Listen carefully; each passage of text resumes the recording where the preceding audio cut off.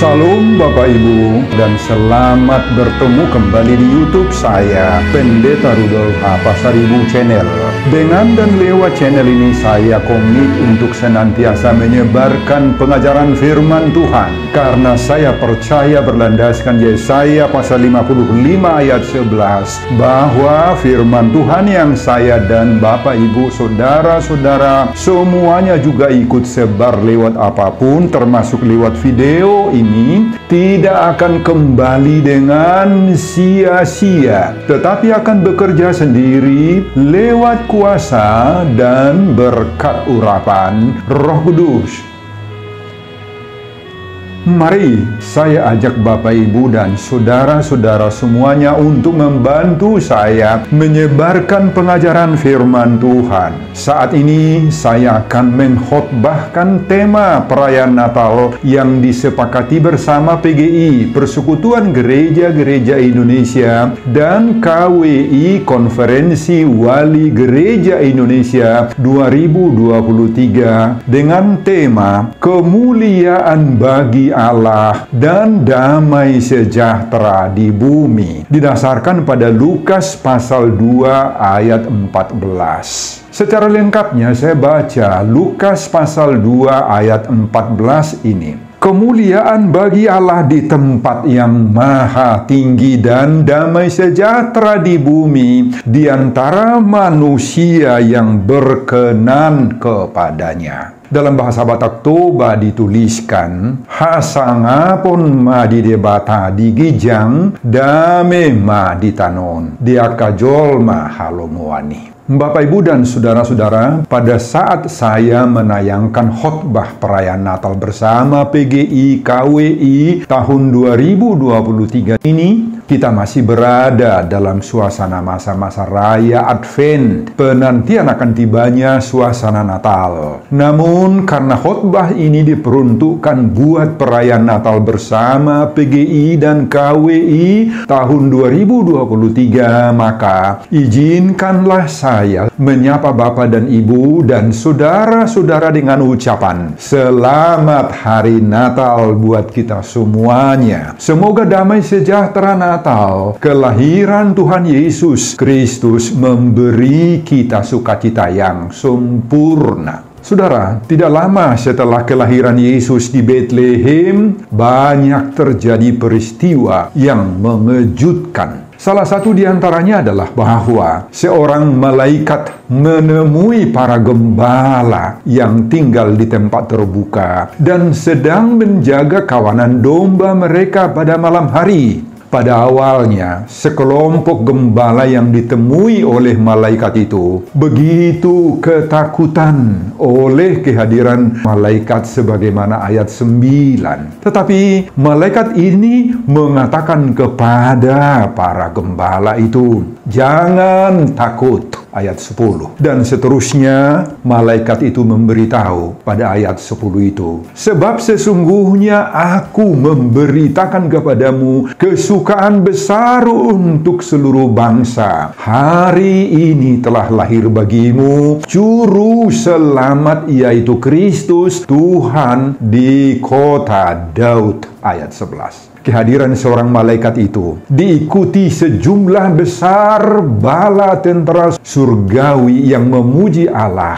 sebagaimana ayat 10 dan ayat 13. Isi nyanyian pujian bala tentara surga itu pada ayat 14 ini mengatakan, "Kemuliaan bagi Allah di tempat yang maha tinggi dan damai sejahtera di bumi di antara manusia yang berkenan kepadanya." Saudara, bala tentara sorga itu menyanyi untuk merayakan kelahiran Yesus yang saat itu sedang terbungkus kain lampin di sebuah kandang domba di Bethlehem. Dan isi nyanyian pujian bala tentara sorga itu pada ayat 14 inilah yang dijadikan sebagai topik atau tema perayaan Natal bersama Persekutuan Gereja Indonesia dan Konferensi Wali Gereja Indonesia tahun 2023. Dan selanjutnya para gembala-gembala itu berkata seorang kepada yang lain, marilah kita pergi ke Betlehem untuk melihat apa yang terjadi di sana, seperti yang diberitahukan Tuhan kepada kita. Dan dengan penuh sukacita mereka pergi ke Betlehem merayakan, mensyukuri kelahiran Yesus Kristus, Sang Juru Selamat itu.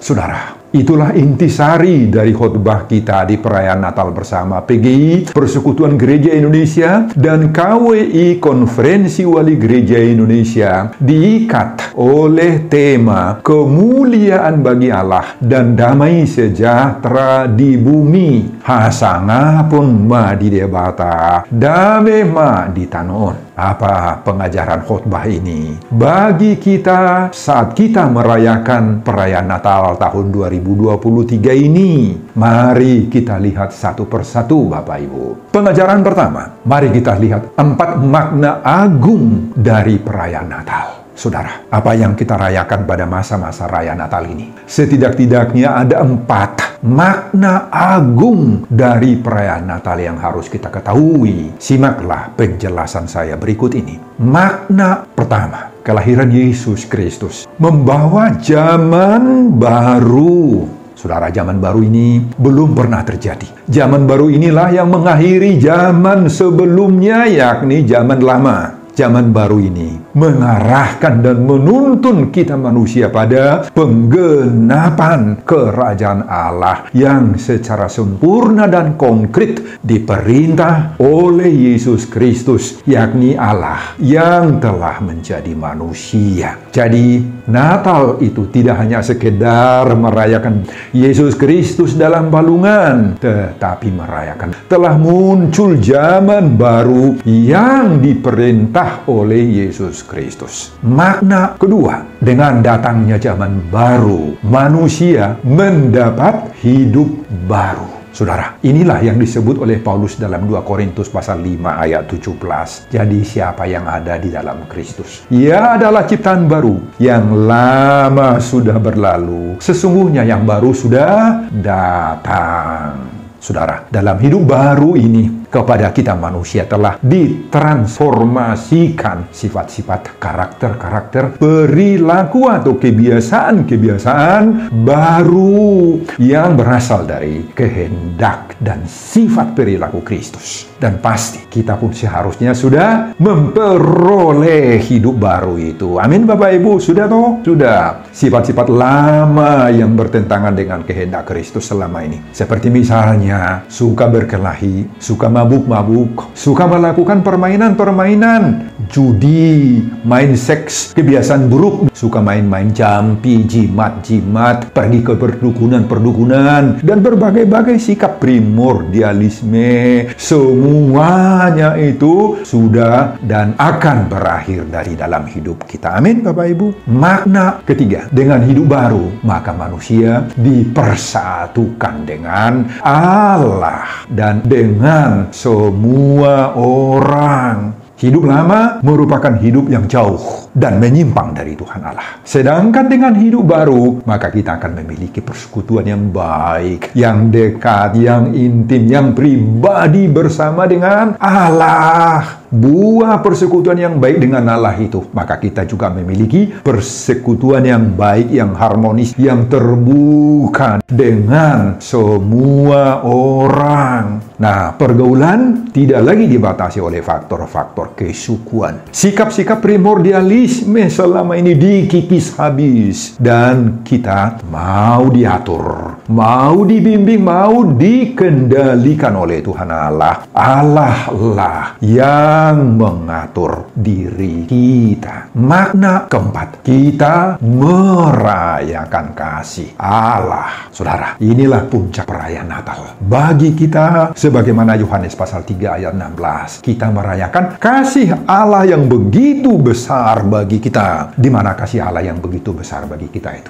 Manusia yang seharusnya dihukum karena dosa-dosanya. Manusia yang seharusnya disalib dan mati akibat pelanggaran-pelanggarannya, dosa-dosanya. Karena upah dosa adalah maut. Roma pasal 6 ayat 23. Tetapi oleh kedatangan Yesus Kristus ke dunia ini, Bapak Ibu, Allah mau turun dalam wujud manusia lewat kelahiran Yesus Kristus itu di Betlehem. Allah di dalam Yesus Kristus mau disalib, mau mati di Golgota untuk menebus, membayar hutang-hutang dosa kita. Yesus selanjutnya bangkit dan mengalahkan kematian itu. Inilah sumber keselamatan kita itu, Bapak Ibu.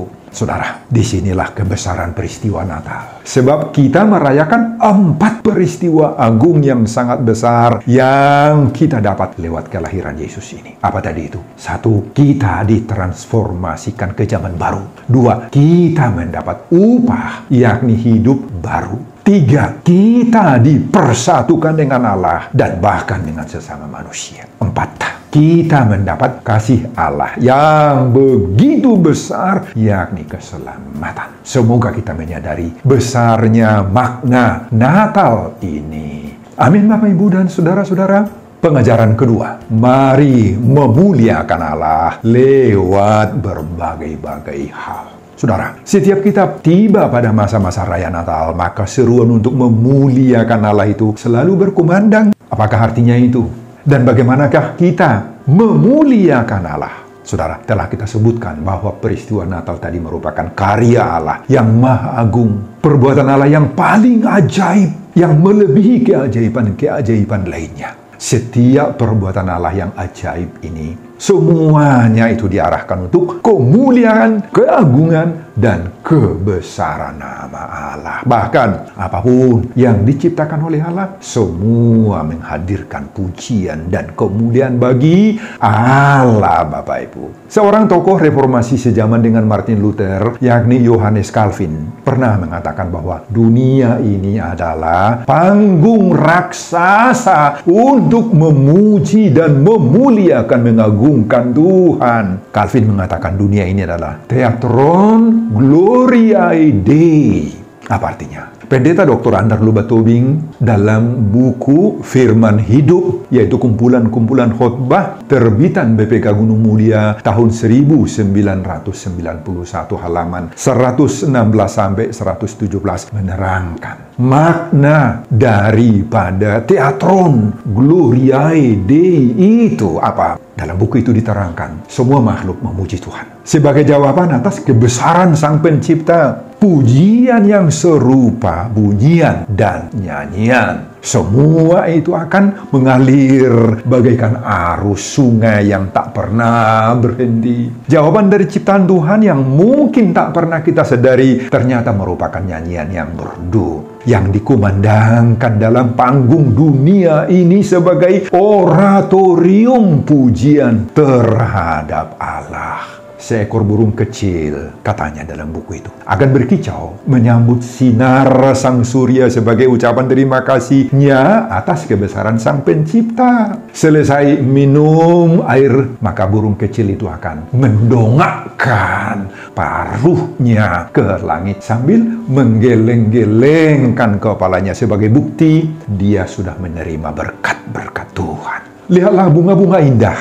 Nah, bunga-bunga ini memberikan bunga yang indah sebagai nyanyian barunya atas pemberian Sang Pencipta baginya. Juga binatang-binatang hutan, mereka di hutan sana mengeluarkan bunyian sesuai kodratnya sebagai jawaban kasihnya bahwa Tuhanlah yang mempersiapkan keperluan mereka di hutan itu. Dan tatkala malam telah tiba, maka bulan, bintang-bintang mengeluarkan sinarnya di langit.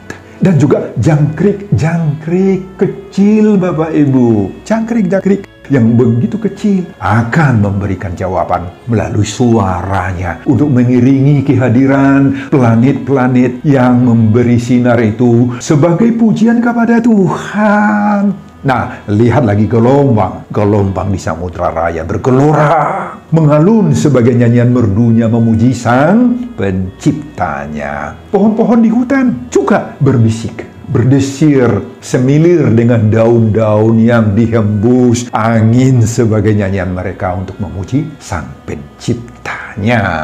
Oh Bapak, Ibu, dan Saudara-saudara, dalam khotbah kita saat ini, pujian bagi Allah itu juga dikumandangkan oleh bala tentara sorga atas kelahiran Yesus Kristus Sang Juru Selamat. Inilah yang menjadi renungan dan dorongan bagi kita semua. Apa dorongan daripada khotbah ini bagi kita Bapak Ibu? Jika makhluk-makhluk di dunia ini tadi mampu menghadirkan pujian kebesaran dan kemuliaan bagi Tuhan, apakah yang dapat kita perbuat untuk turut menyuarakan kemuliaan bagi Sang Mesias Juru Selamat yang kelahirannya saat ini sedang kita rayakan? Jika makhluk-makhluk hutan, deru ombak, samudra raya juga, daun-daun dari pohon-pohon, bahkan jangkrik-jangkrik kecil sekalipun tadi mampu menghadirkan pujian kebesaran lewat keberadaannya yang sangat terbatas. Bagaimana kita Bapak Ibu? Ciptaan Tuhan Allah yang tertinggi harkat dan martabatnya dari semua ciptaan-ciptaan. Kita itu dicipta serupa dan segambar dengan Allah. Bagaimana kita menghadirkan kemuliaan dan kebesaran bagi Tuhan kita itu? Maukah kita, saya, saudara-saudara semuanya menjadi Theatron Gloriae Dei? Maka lewat suara kita, lewat lagu-lagu pujian, lagu-lagu kor merdu, dan talenta-talenta yang kita miliki dalam seni, kita memiliki kemampuan memainkan alat-alat musik, misalnya gitar, organ, trompet, angklung, garatung, hasapi, suara godang, dan lain-lain. Ya. Nah, manfaatkanlah semuanya ini menjadi Theatron Gloriae Dei, kemuliaan bagi Allah. Maukah kita memuliakan Tuhan lewat perbuatan kita sehari-hari, lewat sifat karakter baru sebagai persembahan kita kepada Tuhan? Nah, kita juga diminta oleh Tuhan agar menjadikan ilmu pengetahuan, teknologi yang kita miliki, kecakapan-kecakapan yang kita peroleh itu menjadi Theatron Gloriae Dei. Nah, persembahkanlah itu semua lewat berkat-berkat Allah yang kita terima. Mari kita menjadi berkat juga bagi orang lain. Dengan semua itu, kita sudah memberi kemuliaan bagi Allah di tempat yang maha tinggi itu. Amin, Bapak, Ibu, dan Saudara-saudara. Pengajaran ketiga, damai di bumi. Saudara, inilah juga seruan kedua dari pujian sejumlah besar bala tentara sorga di saat kelahiran Sang Juru Selamat tadi, yakni, dan damai sejahtera di bumi di antara manusia yang berkenan kepadanya. Nah, tentunya ungkapan ini menimbulkan pertanyaan-pertanyaan bagi kita saat ini, saat kita mendengar khotbah ini. Apa pertanyaan? Apakah artinya ungkapan damai di bumi ini? Sementara di saat ini banyak yang menghadapi konflik, yang saling bermusuhan, tidak mengalami damai sejahtera, baik dalam pribadi, dalam keluarga, dalam gereja, bahkan di dunia masih ada perang antara bangsa melawan bangsa lain, khususnya di Timur Tengah. Dari manakah datangnya damai untuk bumi itu? Apakah damai yang sejati itu muncul dari usaha para pemimpin-pemimpin dunia atau lewat tokoh-tokoh internasional, terutama peran dari negara maju sehingga damai itu tercipta? Dan siapakah yang membawa serta menghadirkan damai di bumi, di tengah-tengah kita, di dalam keluarga, di tengah-tengah gereja, dan di tengah-tengah bangsa kita? Siapa yang membawa damai ke sana? Bapak Ibu, mari kita lihat beberapa tentang damai di bumi ini berlandaskan nats khotbah kita perayaan Natal bersama PGI dan KWI tahun 2023 ini. Pertama, mari kita pastikan bahwa perdamaian itu bukan datang dari dunia ini, tetapi dari Yesus Kristus yang kelahirannya kita rayakan saat ini, saat sekarang. Lewat khotbah ini kita pastikan Bapak Ibu, damai sejati itu tidak terwujud oleh usaha para pemimpin dunia lewat lembaga internasional, Perserikatan Bangsa-Bangsa PBB misalnya, bukan. Atau bukan datang dari Istana Perdamaian di Den Haag, Belanda, dan lembaga-lembaga dunia lainnya. Oh, tidak dari situ, tidak oleh mereka. Walaupun tentunya usaha dan peran mereka tidak bisa disangkal, banyak manfaatnya. Damai sejati itu datang dari dusun kecil di Bethlehem. Karena di sanalah juru selamat pembawa damai itu lahir, yakni Yesus Kristus. Perdamaian sejati diawali oleh lahirnya Yesus. Di dalam Yesus itulah semua usaha-usaha perdamaian dapat terwujud dan terlaksana. Dan hanya orang yang telah berdamai dengan Yesus Kristuslah bisa berdamai baik dengan dirinya, akan bisa seterusnya menyalurkan damai itu kepada orang lain. Selama manusia tidak mau diperdamaikan dengan Allah, maka dia tidak akan pernah mampu menerapkan perdamaian itu baik kepada dirinya sendiri, apalagi juga kepada orang-orang lain.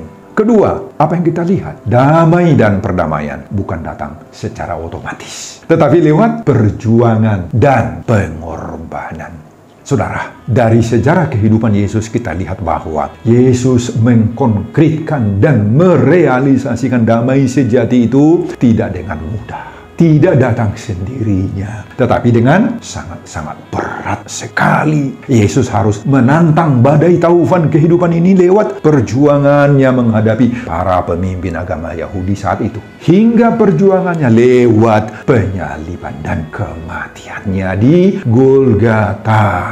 Jadi, damai itu tidak mungkin diwujudkan, Bapak Ibu, hanya dengan sekejap mata. Seperti pekerjaan tukang-tukang sulap. Oh, nggak bisa. Yesus harus melakukan perang, fight, terhadap kuasa-kuasa iblis yang saat itu menguasai banyak pemimpin-pemimpin agama Yahudi. Saudara, inilah yang menjadi pengajaran bagi kita di saat kita sedang merayakan kelahiran Yesus di tahun 2023 ini. Lewat khotbah yang dirancang dalam perayaan Natal bersama PGI dan KWI di tahun 2023 ini, maka kita belajar bahwa kita pun, Bapak Ibu, harus menyadari bahwa apabila kita hendak mewujudkan, merealisasikan damai itu, maka kita harus mau berjuang.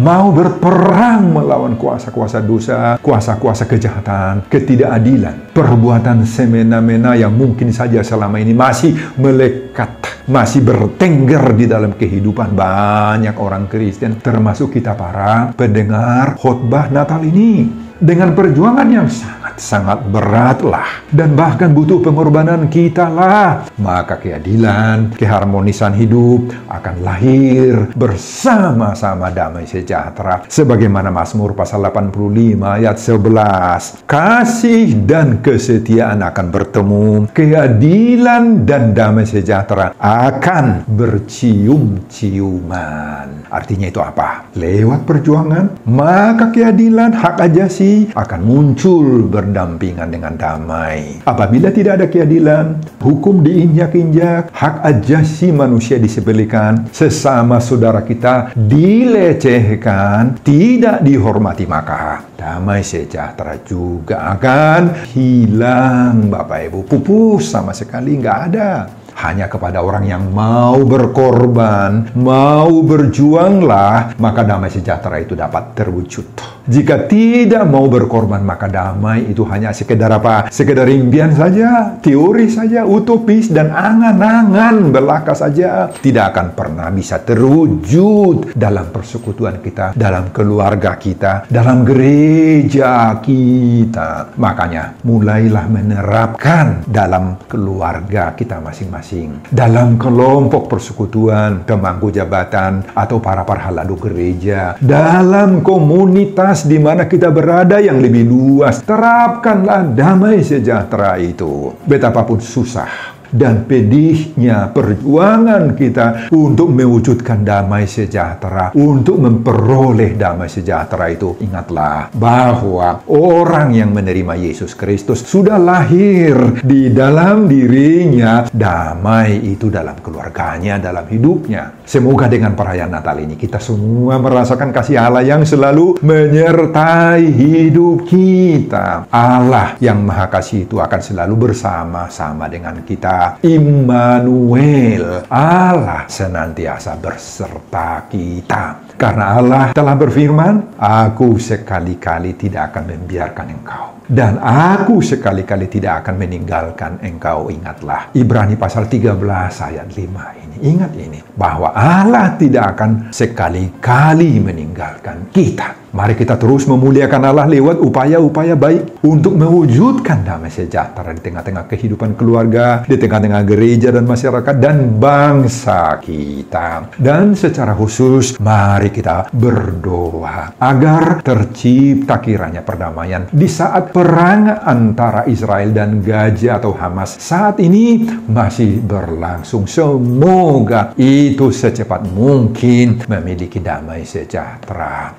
Biarlah semua hidup kita Bapak Ibu menjadi kemuliaan bagi Allah dan damai sejahtera di bumi. Hasangapun ma di debata, dame ma di tanon. Sebagaimana topik atau tema perayaan Natal bersama PGI dan KWI tahun 2023. Selamat Hari Natal buat kita semuanya. Sebelum saya mengakhiri khotbah ini kembali, saya mengajak Bapak, Ibu, dan saudara-saudara membantu saya menyebarkan pengajaran firman Tuhan khotbah perayaan Natal bersama PGI KWI tahun 2023 yang terambil dari Injil Lukas pasal 2 ayat 14 ini, agar semakin banyak orang yang mau menghidupi tema Natal PGI KWI 2023, kemuliaan bagi Allah dan damai sejahtera di bumi. Hasangapun ma di debata, dame ma di tanoon. Termotivasi lewat video ini. Simak juga video-video khotbah saya yang lain agar Bapak, Ibu, dan saudara-saudara memiliki sentuhan dan pemahaman rohani yang semakin diperkaya. Buka di YouTube saya, Pendeta Rudolf H. Pasaribu Channel. Selamat merayakan Natal bagi kita di tahun 2023 ini. Tuhan Yesus memberkati kita. Salam Horas. Amin.